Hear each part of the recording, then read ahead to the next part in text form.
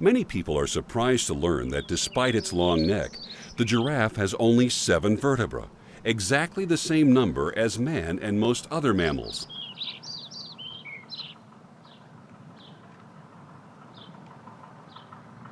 Notice how the giraffe's front legs appear to be much longer than its hind legs?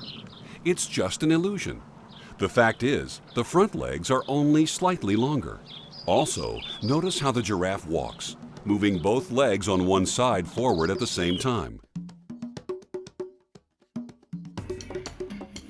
However, when the giraffe moves faster, its gait changes by simultaneously swinging the hind legs ahead of and outside the front legs.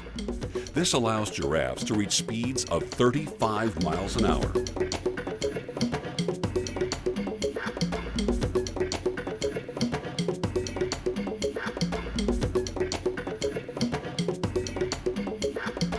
They primarily live in Africa, where their populations are stable.